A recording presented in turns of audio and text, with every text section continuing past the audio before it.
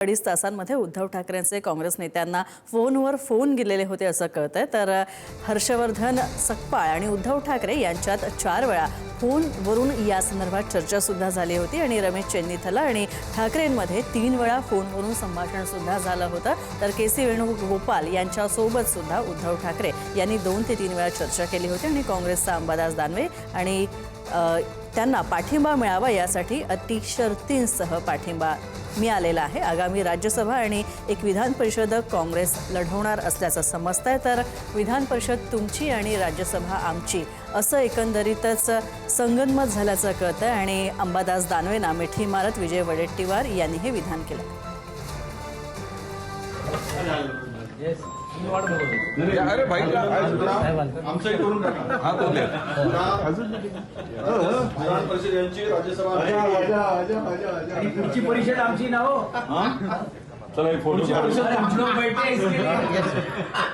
पुढची परिषद तुमची राज्यसभा आमची। चालेल चालेल बसलेले बाप आहेत राज्यसभेला तुम्ही आमचं अभिनंदन करून टाका।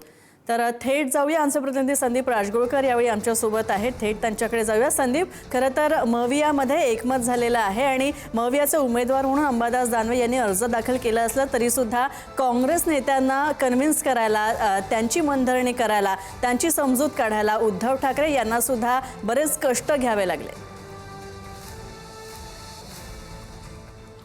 अगदी स्नेहा, सध्या तरी महाविकास आघाडीमध्ये बिघाडी नसल्याचं चित्र दिसत असलं तरी गांधी भवनमध्ये जी काही 2-2.5 तासाची जी बैठक पार पडली त्या बैठकीच्या मागं म्हणजे पडद्यामागं अनेक संवाद आणि अनेक सूत्र हल्लेली आहेत असं म्हणता येईल। आणि त्यानुसार आपल्याला जी माहिती मिळते उद्धव ठाकरे यांना किती कष्ट घ्यावे लागले असतील याचा राजकीय वर्तुळात आता चर्चा सुरू झाली आहे। त्याचा आपण विचार देखील करू शकतो, कारण थेट सपकाळ यांना 4 वेळा, तर रमेश चेन्नीथला यांना 3 वेळा आणि के.सी. वेणुगोपाल यांना 2 वेळा उद्धव ठाकरेंना फोन करायला लागलेला आहे। मुंबईमध्ये एक फोन करावा लागला, केरळमध्ये एक फोन करायला लागला आणि तिसरा फोन त्यांना राजधानी दिल्लीमध्ये वेणुगोपाल यांना करावा लागलेला आहे। खरं तर काँग्रेस ही आग्रही होती उमेदवार उतरवण्यावर आणि जी काही 2-2.5 तासाची बैठक झाली त्या बैठकीमध्ये कुठल्याही परिस्थितीमध्ये काँग्रेस माघार घ्यायला तयार नव्हती। तिथं 4 नेते शिवसेनेचे उपस्थित होते, स्वतः उमेदवार अंबादास दानवे होते, अनिल देसाई, अनिल परब, मिलिंद नार्वेकर हे 4 नेते असताना देखील सपकाळ यांना उद्धव ठाकरे यांना फोन करावा लागणं नक्कीच ही वेगळी राजकीय बाब म्हणावी लागेल। म्हणजे राजकीय पेच किती मोठा निर्माण झाला होता